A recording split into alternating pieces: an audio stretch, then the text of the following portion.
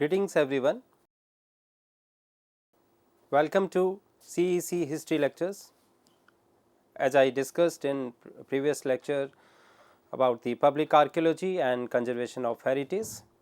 Now, I am going to focus on the conservation of heritage especially. So, the heritage include everything passed down from our ancestors, encompassing both cultural and natural elements. So, cultural heritage, which is critical to the functioning of human society, consists of both tangible and intangible aspects that evolve over time. So, heritage refers to the traditions, values, cultures, artifacts and natural features that are inherited from past generations, maintained in the present and passed on to future generations. It encompasses everything that makes up a community's or society's identity, including historical monuments, art, folklore, languages, natural landscapes and customs. And then conservation is the practice of protecting, managing and restoring natural environments, wildlife, resources such as forests, water, air, biodiversity. It aims to ensure the long term sustainability of ecosystem and the species that inhabited them while balancing human needs and activities with the health of the environment. So, conservation efforts may include protecting and endangered species, reducing pollutions and preserving natural habitat and promoting the sustainable use of resources. The conservation of heritage, so there are different type of heritage conservations. First one is cultural heritage conservation, and then natural heritage conservation, and then I would focus on tangible versus intangible heritage. So, cultural heritage conservation is the process of preserving and protecting and managing cultural assets to retain their historical, artistic, social or scientific significance. So, natural heritage conservation involves the protections and management of natural environment, ecosystem, species and geological formations that are significant for their biodiversity, ecological importance or interesting beauty. This conservation effort seeks to preserve natural landscapes, wildlife and natural features. In this context, tangible cultural heritage refers to physical elements such as architectural monuments, sculptures, paintings, inscriptions, dwelling sites and antiquities like coins and epigraphs, and intangible elements such as traditions, language and rituals that define a community in identity and history. So in that context जो मूर्त और अमूर्त विरासत है, उन दोनों पहलुओं को हम समझते हुए कि उसका कैसे संरक्षण किया जा सके, इस संदर्भ में आगे चर्चा की जाएगी. The process of heritage conservation involved a combination of scientific, artistic and cultural efforts aimed at protecting and maintaining invaluable resources, whether through physical restoration of monuments and documentation of intangible traditions or the implementations of legal protections. As we know that India has 40 UNESCO World Heritage Sites, making it one of the countries with the highest number of such sites. These include 32 cultural sites and 7 natural sites and 1 mixed sites. इस संदर्भ में हम सब जानते हैं कि भारत सांस्कृतिक रूप से हमारी जो धरोहर है वो समृद्ध और गौरवशाली रही है. Some notable examples are the Taj Mahal, Ajanta and Ellora cave, Sundarbans national park, Kaziranga national park and the great Himalayan national park, and different other temples and different other architectural sites also. So, this rich collection showcase India's diverse history, architectural, cultural and natural beauty also. So, Ministry of Culture is responsible for preserving, conserving and promoting India's heritage and culture. Under its umbrella, the Archaeological Survey of India serves as the central authority for archaeological research as well as the preservation and conservation of the heritage sites. And the key measures for strengthening heritage conservation in India include increase funding for conservation and excavations, boost expenditure on conservation and excavation from the current 1% to 5% to ensure better preservation and research outcomes. And then we have to adopt latest technologies also, utilize advanced technologies such as digital mapping for excavation and other machineries in excavation practices, surveying and conservation efforts to improve accuracy and documentations also. And we have to focus on vigorous implementations of NPC AMSR Act, basically, so enforce the national policy for conservation NPC and the MSR Act while developing a roadmap to effectively fulfill ASI's mandate. So, in that context, there are many key concerns, there are many challenges in the heritage conservations. So, in that context, we have to eradicate, or we have to focus on these challenges. So, lack of comprehensive planning, that is very, very important. So, lack of planning, there is no clear short, medium or long term strategy for heritage conservation, despite it being part of the mandate under NPC AMSR Act. And then the delay in heritage management initiatives. So, initiatives related to heritage management face significant delays in the implementations.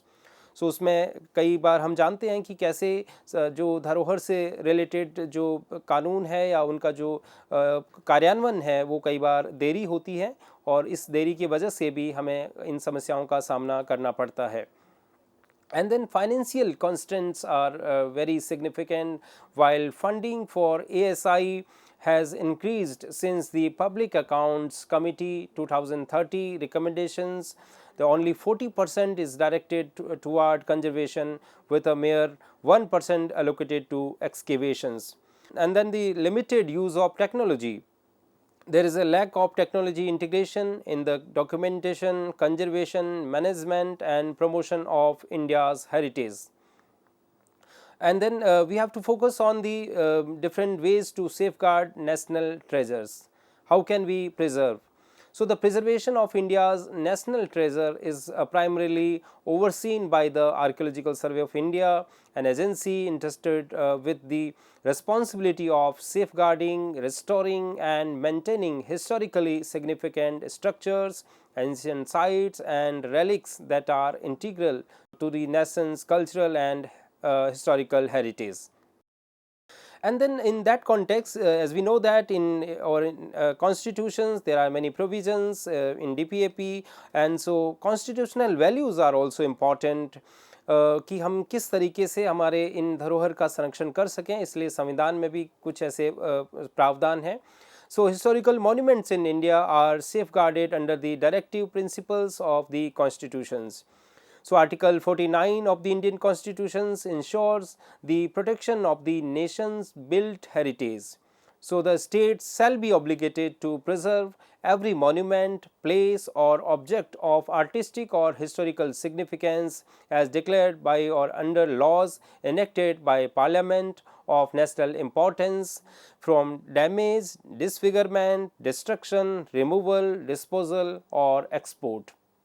तो किस तरीके से हम कानून के माध्यम से भी उसका संरक्षण कर सकते हैं, क्योंकि किसी भी पुरातात्विक स्थल को अगर कुछ नुकसान पहुंच रहा है तो उसके लिए हमें कुछ संरक्षण की ज़रूरत है, कुछ ऐसे प्रावधानों का सख्ती से पालन करने की भी ज़रूरत है. And then Article 51A F emphasizes every citizen of India has the duty to appreciate and preserve the rich heritage of our composite culture. कि हमारी सांस्कृतिक विरासत को कैसे हम संरक्षित बना के रखें, ये हमारा एक मौलिक कर्तव्य भी है और हमें राज्य के द्वारा भी इसका संरक्षण का प्रयास किया जाता है. And then government initiatives and policy frameworks are important. The earliest heritage laws in the country in pre-independence era, in colonial period, there are many regulations act like the Bengal regulations of 1810 and the Madras regulations 5th of the 1817. In 1863 Act 20 was enacted and giving the government authority to preserve building of historical or architectural significance. The Ancient Monuments Preservation Act was introduced in 1904 to ensure the conservation of ancient and historical monuments, archaeological sites and remains of national importance. So हम जानते हैं कि समय समय पर चाहे वो औपनिवेशिक काल में भी सरकारों द्वारा ऐसे कानून बनाए गए जो हमारी सांस्कृतिक धरोहर को संरक्षित करने के संदर्भ में थे. The Antiquities and Art Treasure Act passed in 1972 that was important कि हम जानते हैं कि पोस्ट कॉलोनियल जो time period post independence period में भी 1972 act was introduced to ensure effective control over movable cultural properties including antiquities and art treasures, and it replaced the Antiquities Export Control Act of 1947. So in act के माध्यम से भी हमारी धरोहर को, हमारे पुरातात्विक गतिविधियों को किस तरीके से संरक्षित किया जा सकता है, ऐसे प्रयास किए गए हैं. The national and international conventions are very significant in that context. Government often ratify international treaties such as the UNESCO World Heritage Conventions and which provide a guideline on protecting cultural and natural heritage sites. So different heritage laws and acts are very important. So countries typically establish national laws that protect archaeological sites and heritage properties, including restrictions on excavations, export and modification of cultural assets. Examples include the Ancient Monument and Archaeological Sites and Remains Act India, the National Historical Preservation Act United States, and similar other instruments in different other countries. So in different countries अलग अलग कानूनों का पालन वहाँ पर भी किया जाता है, जैसा कि भारत के संदर्भ में भी हम देख रहे हैं. And then several states have passed their own heritage laws to protect monuments and sites of national significance. So for example, Uttar Pradesh Ancient and Historical Monument and Archaeological Sites and Remain Preservation Act 1956, Odisha Ancient Monument Preservation Act 1956, and then Rajasthan Monument, Archaeological Sites and Antiquities Act 1961, Madhya Pradesh Ancient Monuments, and then Tamil Nadu Ancient Monuments Acts. So there are different type of monuments acts passed by the different states, और कई सारे राज्य इस संदर्भ में पहल कर रहे हैं, जिसमें वेस्ट बंगाल हेरिटेज कमीशन हो या फिर Hampi world heritage area management authority act हो.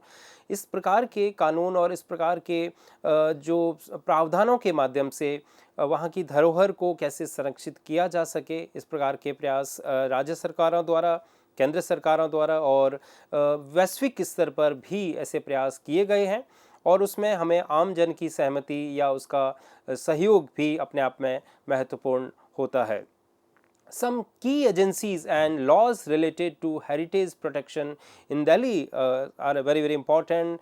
For example, Delhi Development Authority DDA established in 1957 to promote and ensure the development of Delhi. The DDA is tasked with safeguarding lesser known monuments that do not fall under ASI's jurisdiction. Since 1993, DDA has also instituted Urban Heritage Awards to recognize and encourage efforts to protect and maintain state heritage sites and neglected monuments. So far, it has honored 17 buildings for the architectural significance and upkeep. And then INTACH, that is Indian National Trust for Art and Cultural Heritage, Delhi chapter. So INTACH is involved in organizing various activities and awareness programs, filing public interest litigations, that is PILs, and then publishing journals to promote and protect threatened heritage sites and monuments. So इस प्रकार की गतिविधियां भी, इस प्रकार के कानून भी हमारी धरोहर और विरासत के संरक्षण में मददगार साबित होते हैं. And then ASI Delhi Circle, the ASI operating under the Ministry of Culture has divided the country into 24 circles to manage, maintain and upgrade ancient monuments and archaeological sites of national importance. इस प्रकार से ASI के अलावा state जो उनके state departments हैं वो भी इसमें महत्वपूर्ण भागीदारी निभा रहे हैं. And then other state initiatives, similar measures have been taken by state authorities. For example, the New Delhi Municipal Corporations has established the Heritage Conservation Committee, while agencies like the Delhi Urban Commissions and then Delhi Tourism Heritage and Master Plan for Delhi 2021 also contribute to heritage protections efforts. So these are the examples of heritage protections taken by the different agencies of on the world level or the national level and then the regional level also. And then judicial intervention is also important, as we know that the protections and preservation of monuments have also been addressed by the state high courts and the Supreme Court through various public interest litigations. और कई बार ऐसा हमने देखा भी है कि हमारे जो माननीय न्यायालयों द्वारा उसमें हस्तक्षेप भी किया गया. कई बार पुरातात्विक गतिविधियों को या फिर कई बार हमारी धरोहर के नष्ट होते उन ऐसे उदाहरण भी हैं हमारे सामने जब हस्तक्षेप के माध्यम से न्यायालय ने उसको सुरक्षित करने का प्रयास किया है. और हम जानते भी हैं जैसे सैल्वेज आर्कियोलॉजी हैं, कई बार ऐसे कुछ प्रयास होते हैं, कुछ ऐसी एक्टिविटीज़ हैं जिनके माध्यम से भी हमारे जो धरोहर हैं वो नष्ट होते हैं. इसमें चाहे एग्रीकल्चरल एक्टिविटीज़ हों, चाहे उसमें चाहे पब्लिक लेवल पे जो कंस्ट्रक्शंस हों या फिर अन्य कार्य हैं, उनके वजह से भी हमारी धरोहर कई बार नष्ट होती हैं. तो ऐसे में इन सभी संस्थानों के साथ साथ हमारे जो न्यायालय हैं वो भी इसमें एक इम्पॉर्टेंट भूमिका निभाते हैं, जिनके माध्यम से हम अपनी विरासत को उसको संरक्षित कर सकते हैं, क्योंकि ये विरासत ही है जिसके संरक्षण से हम भावी पीढ़ियों तक अपनी इन जो हमारी आइडेंटिटी है उसको हम पहुंचा सकते हैं.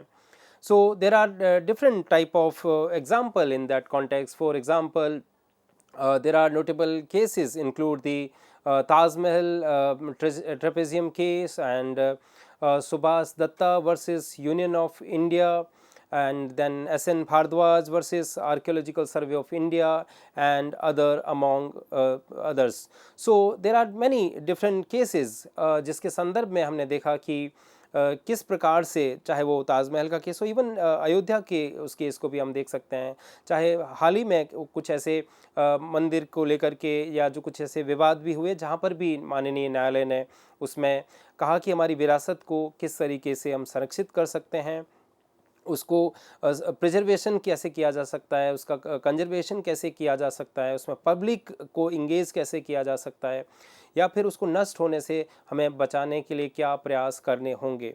तो इस संदर्भ में हमने देखा कि किस तरीके से जो हमारी धरोहर है, हमारी जो विरासत है, उसको हम संरक्षित करते हुए भावी पीढ़ी तक पहुंचा सकें, और इससे हमारे जो एक राष्ट्र की जो पहचान है, जैसा कि हम जानते हैं भारत दुनिया का विविधतापूर्ण देश रहा है, और यहाँ पर अगर हम प्राचीन काल से देखें, चाहे हम रॉक आर्ट से लेकर के भीमबेटका उसमें एक महत्वपूर्ण एग्जाम्पल है, वहाँ से लेकर के चाहे वो किसी भी सभ्यता के कालखंड में देखें, चाहे हड़प्पन साइट्स हों या फिर एंशियंट जो डिफरेंट पीरियड्स में, चाहे मौर्यन के समय के बात हो या फिर अशोकन इंस्क्रिप्शंस हो या फिर कई सारे स्तूपा, चैत्यास, विहारास और बहुत सारे जो मंदिर हैं, टेम्पल्स, इसमें चाहे गुप्ताकालीन उत्तर भारत के मंदिर हो या दक्षिण भारत के मंदिर हो, चोल पांड्यंस के समय के मंदिर हो या फिर पल्लवाज की जो नागर स्टाइल के मंदिर हो, या फिर मध्यकाल, पूर्व मध्यकाल के जितने भी मंदिर हो, चाहे खजुराहो से लेकर के चंदेल शासकों के समय, जो अलग अलग समय की जो हमारी विरासत हैं, जो आर्किटेक्चरल रिमेन्स हैं, उनको हम कैसे संरक्षित कर सकते हैं इन प्रावधानों के माध्यम से, पब्लिक के पार्टिसिपेशन के माध्यम से, और लोगों में, आमजन में उनकी जानकारी के माध्यम से उनका संरक्षण भी करना है. साथ ही साथ इस जानकारी को हमें आम जन तक पहुंचाना भी है, और उसके साथ साथ तालमेल रखते हुए उस सामंजस्य के माध्यम से हम भारत की सांस्कृतिक धरोहर को एक दुनिया में एक ऊंचाई तक स्थापित करें और उस विश्व स्तर पर उस पहचान को हम विकसित कर सकें, संरक्षित कर सकें. तो मेरा इस लेख के माध्यम से, इस लेक्चर के माध्यम से जो उद्देश्य है वो है कि हम किस तरीके से हमारी धरोहर को संरक्षित कर सकें, ताकि आने वाली पीढ़ियां उस पर गर्व भी कर सकें, साथ साथ उनसे वो अपने आप को एक कनेक्टेड समझें, उससे उनका जो एक संबंध, क्योंकि उनके जो पूर्वजों ने जो विरासत छोड़ी है, जो उनके पूर्वजों के द्वारा बनाए गए ये जितने भी मटेरियल रिमेन्स हैं, जो आर्किटेक्चरल रिमेन्स हैं, वो उनके लिए गर्व की अनुभूति भी कराते हैं। तो इसमें सभी प्रकार के वर्ग, apart from beyond the caste, creed and religion, हम उसमें सभी प्रकार के वर्गों को शामिल करते हुए हमारी धरोहर को संरक्षित तो करना ही है, साथ ही साथ उससे आम जन को भी जोड़ सकते हैं।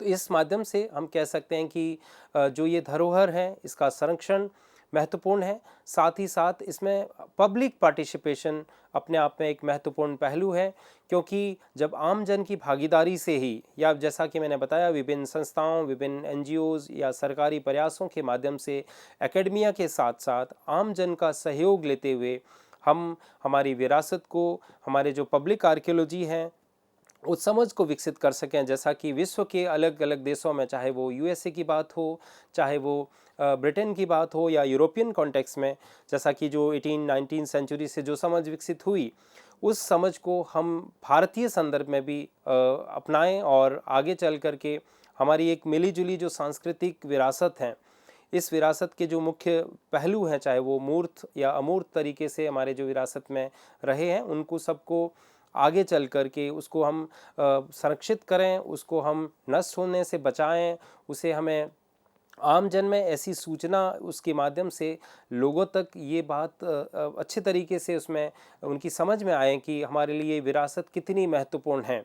और विरासत का नष्ट होना किसी भी राष्ट्र का एक तरह से सांस्कृतिक जो तत्व हैं वो अगर कमज़ोर होते हैं तो राष्ट्र अपने आप में सर्वाइव नहीं करता है। तो हमारे राष्ट्र निर्माण के संदर्भ में भी हमारी जो धरोहर है, हमारी जो संस्कृति है, हमारे जो सांस्कृतिक पहलू हैं, उसमें अमूर्त और मूर्त रूप से जो भी पहलू रहे हैं उन सबको हमें बचाना है। तो हमारी इस धरोहर को बचाना होगा। So we have to conserve these heritage. So cultural heritage, इन सभी पहलुओं को हमें बचाने के लिए हमें गवर्नमेंट के साथ, जिसको हम पीपीपी मोड कह सकते हैं, गवर्नमेंट, पब्लिक और जो प्राइवेट पार्टनरशिप हैं, उन सभी को साथ में मिलकर के प्रयास किए जा सकते हैं। रिसेंटली इसमें एक संदर्भ मैं जोड़ना चाहूँगा कि चाहे जो पब्लिक कॉरपोरेट्स हैं, उनके सीएसआर फंड्स हैं, उनको भी इसमें उपयोग में लिया जा सकता है कि उनके जो सीएसआर फंड के माध्यम से स्थानीय जो साइट्स हैं उनको प्रिजर्व किया जा सके, उनको संरक्षित किया जा सके। और इस संदर्भ में मैं एक एग्जांपल भी देना चाहूँगा कि मैंने जो एक्सप्लोरेशन के दौरान देखा, राजस्थान के बारां ज़िले में एक साइट है कुंजेड़, जो परवन नदी पर है। वहाँ पर वहाँ के जो सरपंच और आम लोगों ने वहाँ पर एक साइट है जिसको उन्होंने तारबंदी करके संरक्षित करने का प्रयास भी किया है, और वहाँ पर स्थानीय लोग इस चीज़ को अप्रिशिएट भी करते हैं। तो मैंने जाकर के देखा तो वहाँ पर एक अच्छा उदाहरण है जिसको हम कह सकते हैं कि पब्लिक पार्टिसिपेशन के थ्रू कैसे हम अपनी जो स्थल हैं, हमारे जो पुरास्थल हैं, हमारे जो धरोहर हैं, उनको संरक्षित कर सकते हैं।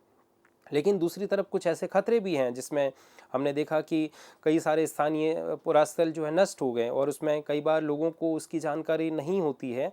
तो इस वजह से वहाँ पर लोग कई बार उसको जाने अनजाने में भी उसको नष्ट कर लेते हैं, या जो कई प्रकार की और गतिविधियों के कारण, चाहे वो कंस्ट्रक्शन हो, चाहे किसी प्रकार के निर्माण गतिविधि हो, सैल्वेज आर्कोलॉजी के कारण भी कई हमारे स्थल बर्बाद होते हैं। क्योंकि अभी हमारे सामने सबसे बड़ी चुनौती ये है कि हमारे जो धरोहर हैं, जो कई बार जिसको हम आइडेंटिफाइड नहीं है, जो हमारे लिस्टेड नहीं है, जो हमारी जो हेरिटेज लिस्ट में भी शामिल अभी तक नहीं है, क्या उन साइट्स को हम कैसे बचा सकें, या उन साइट को कैसे हम लिस्टेड कर सकें। तो कई बार एएसआई भी इतना अपना हर जगह अपना रोल नहीं निभा सकता, इसलिए हमें पब्लिक लेवल पे उस पार्टिसिपेशन को समझना होगा, और इन सब के साथ हमें मिल कर के हमें एक संरक्षित पुरातत्व को संरक्षित करना होगा, और साथ साथ हमारी धरोहर को संरक्षित करना होगा, ताकि हमें उसकी समझ को आम जन तक पहुंचा सके। So thank you.